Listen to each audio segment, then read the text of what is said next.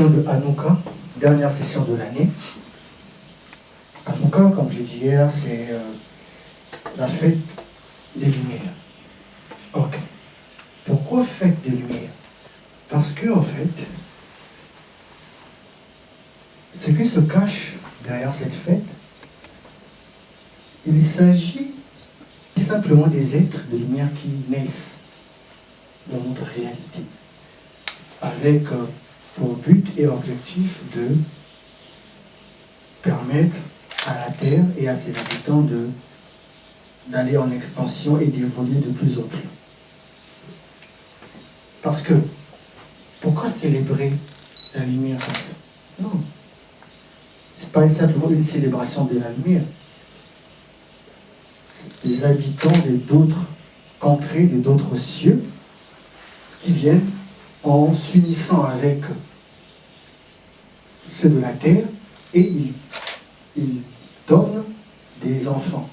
Et ce sont ces enfants-là qui sont en fait avec la charge et la mission de quelque chose.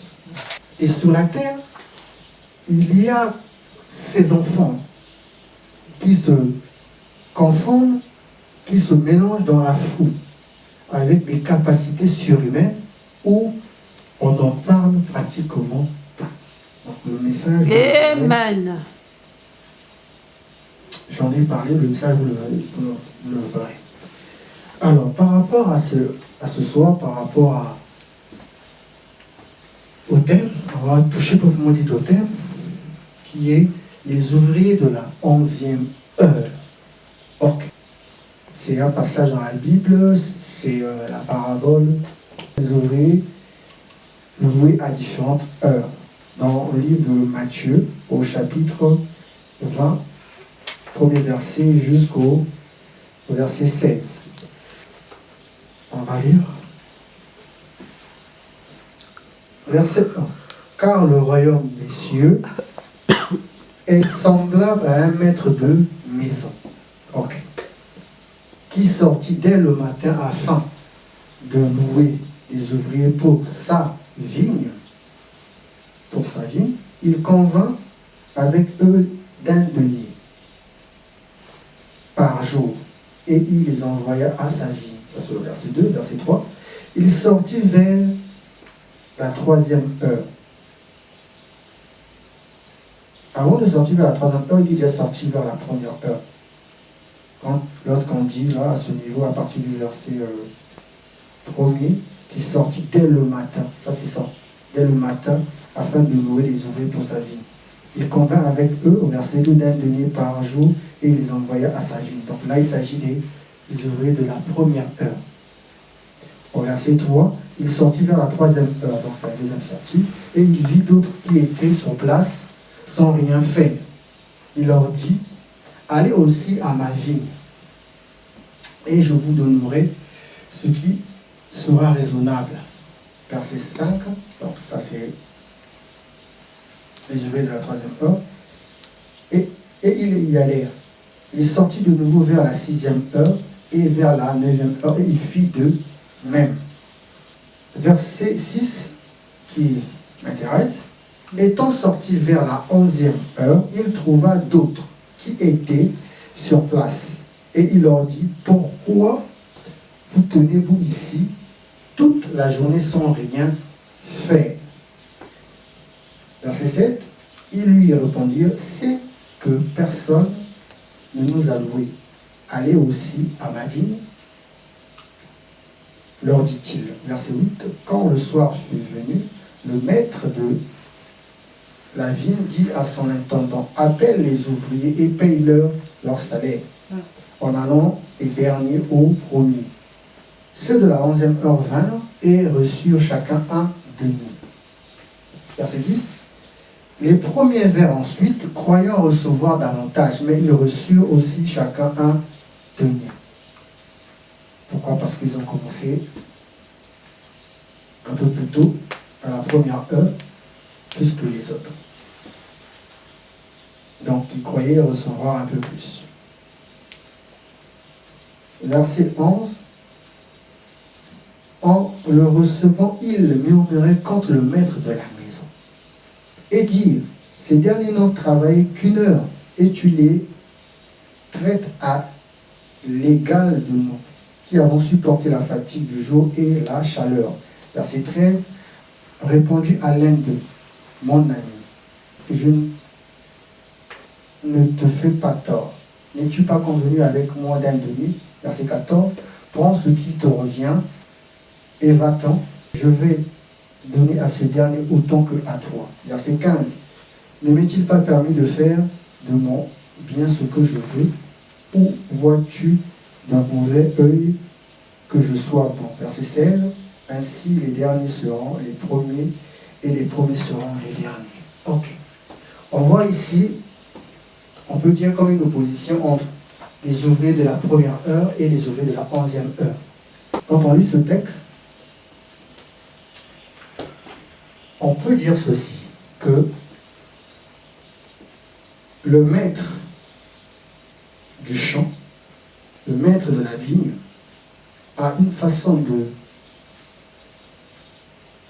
faire sa comptabilité un peu, en fait, différent de la comptabilité habituelle dans notre réalité. Parce que on ne peut percevoir le même salaire, le même dû, tout en sachant qu'on a fait plus d'heures que certains ouvriers. Donc, on peut dire que les ouvriers de la première heure ont raison, parce qu'ils ont travaillé plus d'heures que les ouvriers de la 11e heure. Mais seulement le maître de la ville leur rappelle que nous nous sommes entendus que votre salaire, votre dû sera un denier. Donc, au préalable, dès le début, il fallait peut-être refuser. Donc, que ce dernier a travaillé qu'une heure et que j'estime qu'il a aussi le même revenu, le même dû que toi, je suis libre de faire ce que je veux de mon bien. C'est un peu la remarque qu'il va faire aux ouvriers de la première heure. Ok. Mais la question qu'on peut se poser, c'est quelle façon de calculer en fait. Il s'est basé sur quoi?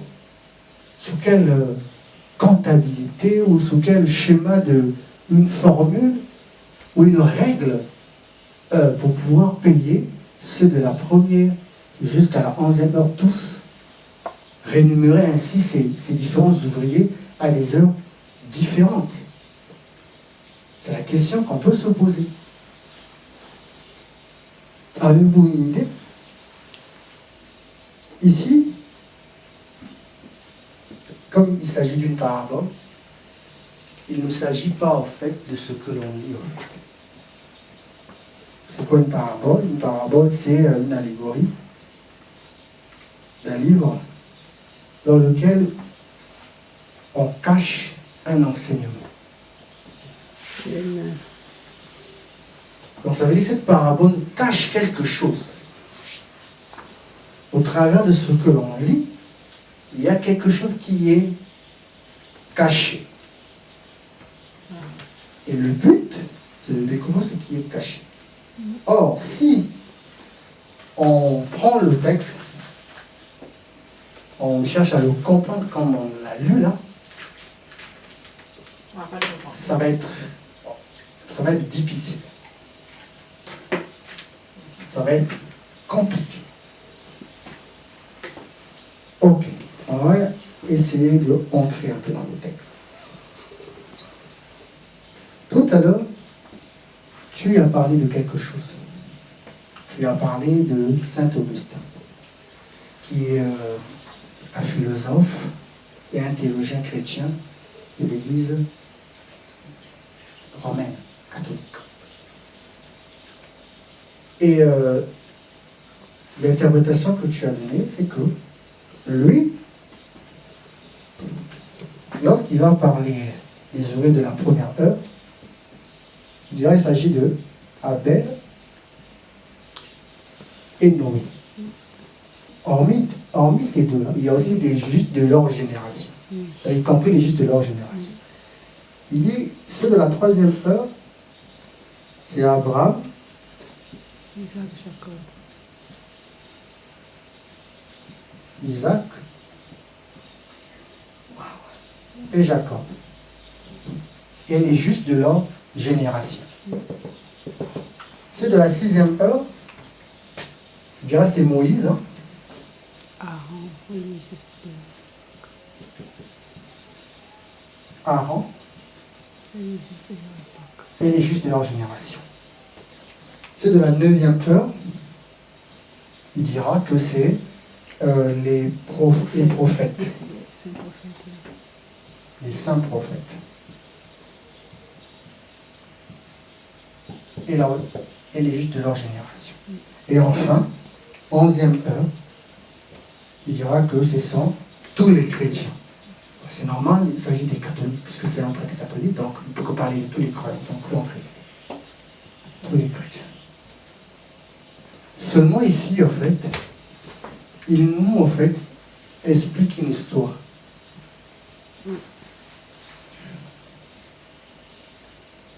Il explique quelque chose. C'est que tous ces personnages qu'on vient de citer, comme on fait d'Abel, Noé, Abraham, c'est l'histoire. C'est l'histoire biblique, en fait. C'est l'histoire de l'humanité, en fait. Seulement, ces personnages-là, lorsqu'on gratte ces personnages-là, leurs naissances ne sont pas des naissances normales. Non. Regardez. Hanouka, fête de lumière. Ok? Lumière, c'est or. Le mot rase a la même valeur numérique que le mot or. Lumière. Rase signifie secret, c'est ce qui est caché. Donc c'est une lumière qui est cachée. Ok.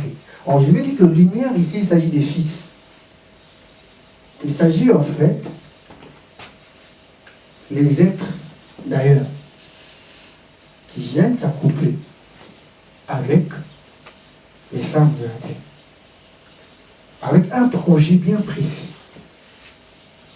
Un projet bien précis, c'est de sortir cette planète appelée Terre de sa quarantaine. Parce que nous sommes dans une société en fait qui est dirigée en fait par des entités en fait sombres. Depuis un beau moment. Ces entités se nourrissent de nos peurs, de nos conflits, de nos disputes, de la division, des guerres, de la famine. Maintenant, il y a eu en fait d'autres, en l'occurrence ici il s'agit des instances supérieures qui se sont réunies dans un concile qu'on appelle de Actal. Ça s'est passé précisément au Mexique, sur le site de Teotihuacan. Tu parles des êtres supérieurs là? Là où il y a eu ce fameux concile, il y a eu le concile en fait de 12 êtres à Teotihuacan, au Mexique. Teotihuacan qui veut dire quoi? La cité des dieux. Avec le projet de sortir en fait la terre de cette quarantaine, cette prise des entités sans. Qu'est-ce qu'ils se sont dit en fait, ces 12?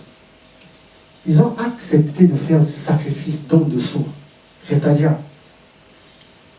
d'entrer dans cette réalité dense.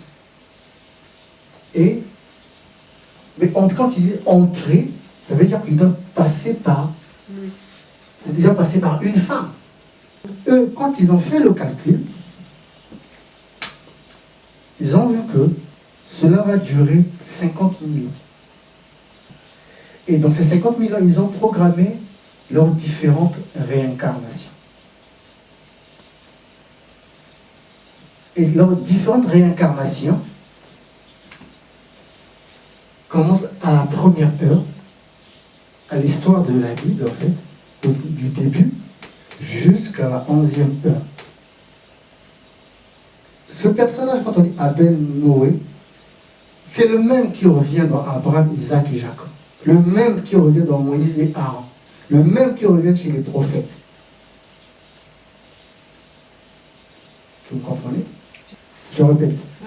Les ouvriers de la première heure, c'est les mêmes ouvriers de la troisième heure. C'est les mêmes ouvriers de la sixième heure. C'est les mêmes ouvriers de la neuvième heure. C'est les mêmes en fait. Voilà pourquoi le salaire est le même. Parce qu'il s'agit des mêmes ouvriers en fait. Seulement qui apparaissent à différentes époques, à différents temps. Et ils continuent en fait. Ils continuent en fait leur œuvre en fait. Donc comme je disais en fait, il s'agissait de 12 êtres en fait. Et quand ils sont arrivés à Teotihuacan en fait, ils sont venus avec leur message qu'on appelle Jérusalem. Et qu'est-ce qu'ils ont fait en fait? Ils se sont sacrifiés, ils ont fait don de soi, mais ils savaient que en s'incarnant dans la matière, ils devaient oublier. D'où qu'est-ce qu'ils ont fait en fait? Ils ont pris leur mémoire, ils ont introduit ça dans ce qu'on appelle les 12 crânes de cristal. Tu as entendu parler des mythes des 12 crânes de cristal. Donc ces 12 crânes-là se trouvent dans la mémoire de ces êtres-là. Et ils ont programmé de telle sorte que 50 000 ans après, quelque chose devait se passer. C'est quoi la chose qui devait se passer? Parce que la chose qui devait se passer 50 000 ans après, elle s'est faite quand? Elle s'est arrêtée quand? Cette programmation s'est arrêtée le 21 décembre 2012. Pour vous, le 21 décembre 2012 a été en fait la fin de tous ces cheminements. La fin de cette quarantaine, la fin en fait de toute cette réalité en fait.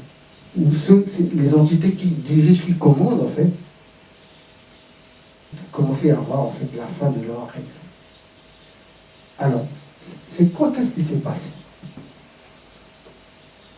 Il s'agit des ouvriers de la 11e heure. Ok. Or, quand on arrive au fait, au solstice d'hiver, il y a une fenêtre qui s'ouvre.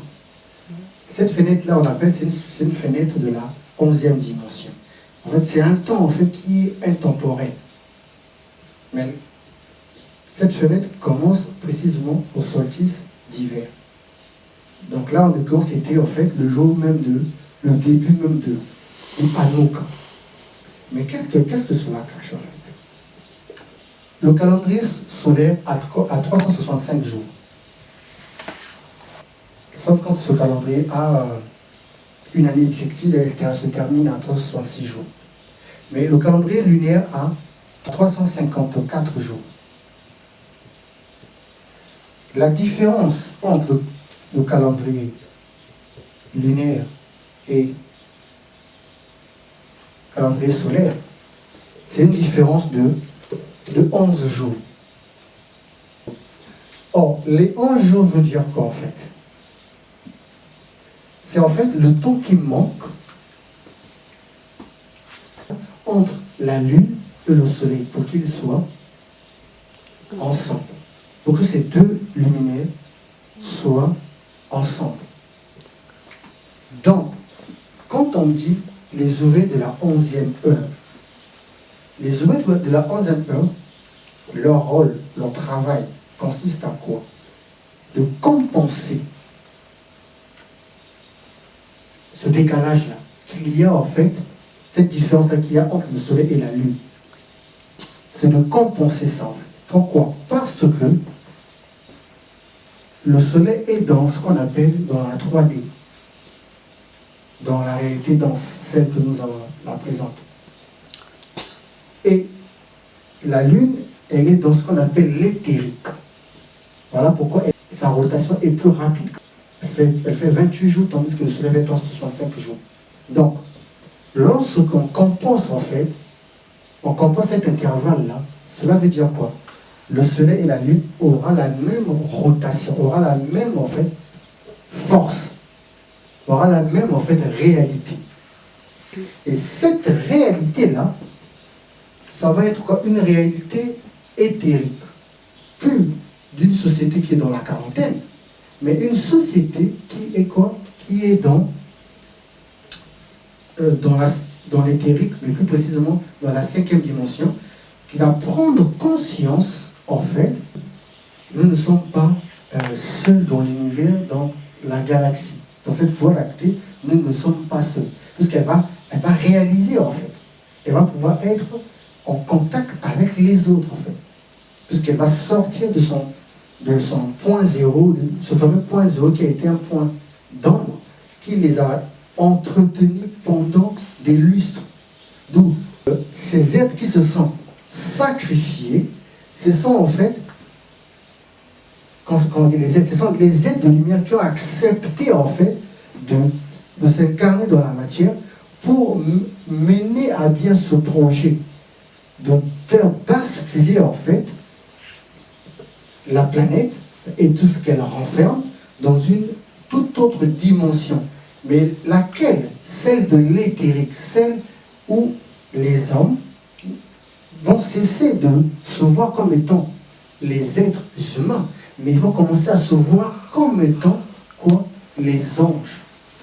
C'est-à-dire que l'homme va voir, en fait, il va se voir comme étant un ange humain. Un ange humain, c'est-à-dire, en d'autres termes, il va voir en fait ses capacités surhumaines, en fait. C'est celle qui est enfouie en elle, que l'homme ne soupçonnait pas avant, en fait. Maintenant, regardez. Il s'agit du 11. Et des différentes heures.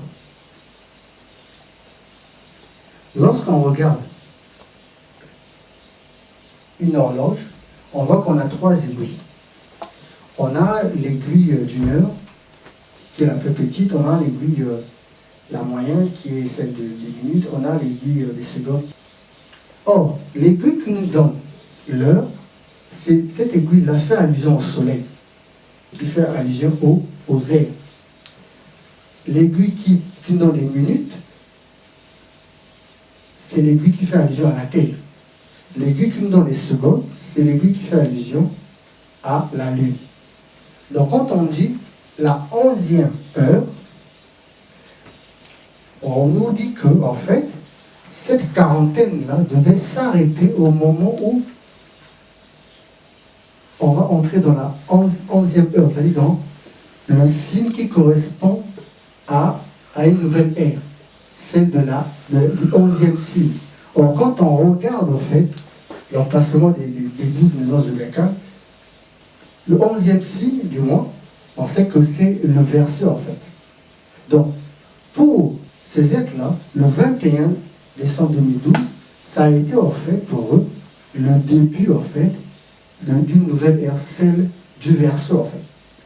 Puisque même, quand on regarde les Mayas, pour eux, la fin de l'ère du Poisson, le début de l'ère du Verseau, devait commencer le 21 décembre 2012.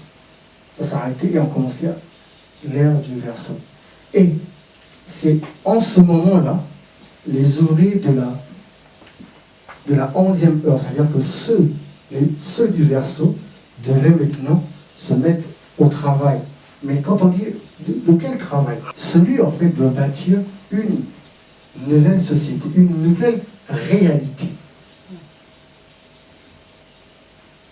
Parce que tout le savoir de l'ère du Verseau, vous savez où ça se situe, où ça se trouve? Ça se situe en fait dans le Sphinx. Dans le Sphinx en Égypte. Ça se situe caché dans le Sphinx en Égypte. Pourquoi? Parce que le Sphinx, c'est la fusion du Verseau et du Lion. Parce qu'on a quoi? On a le lion qui a le visage d'un homme. On a le lion qui a le visage d'un homme. Or, le lion qui a le visage d'un homme nous dit en fait que c'est lui qui détient en fait tout le savoir, la technologie, c'est-à-dire que les mathématiques, l'artisanal, les calculs. C'est-à-dire que la société qui doit être présentement, en fait, celle qui doit être en contact avec d'autres populations qui occupent d'autres cieux, mais il ne s'agit pas simplement avec notre connaissance actuelle, non. C'est-à-dire qu'il y a déjà ce savoir-là, mais ce savoir-là est enfoui dans le sphinx, parce que toute cette technologie-là elle a été mise dans le sphinx, cachée par les anciens dans le sphinx. Pourquoi? Parce qu'eux, ils attendaient que l'ère du Verseau puisse débuter et que la société de l'ère du Verseau puisse récupérer ce savoir-là et être maintenant en communication avec les autres réalités. Mais seulement, ceux qui sont les garants de la société actuelle, ce sont eux en fait. Ce sont eux qui détiennent en fait le code de ce sphinx-là pour récupérer ces technologies-là. Mais seulement eux, ils ne veulent pas en fait, ils ne veulent pas basculer, ils ne veulent pas changer. Pourquoi? Parce qu'eux, ils ont fait alliance avec ces entités sombres. Donc, ils ne veulent pas changer. Mais seulement, pour qu'eux ils puissent changer, il faudrait que notre réalité, que notre planète Terre, sort déjà de sa zone qu'on appelle le point zéro, qui est une zone sombre, pour aller vers le point qu'on appelle le point du soleil central. Pourquoi? Parce que je vous ai dit tout à l'heure que le sphinx, c'est l'ensemble du lion et du Verseau. Or, le lion, c'est la maison en fait du soleil. Le lion, c'est la maison du soleil. Si le lion est la maison du soleil, pourquoi? C'est pour nous dire en fait, c'est que le soleil, notre soleil va être dans sa demeure. La Terre ne va plus recevoir la lumière ou les photons de lumière du soleil, mais elle va recevoir les photons de lumière du soleil central. C'est grâce à ces photons-là qu'on va pouvoir nettoyer en fait toutes les ondes d'ombre qu'elle a subies, toute cette traversée des entités sombres. Les ouvriers de la 11e heure ne sont en fait que ces êtres de lumière qui ont décidé en fait, depuis l'histoire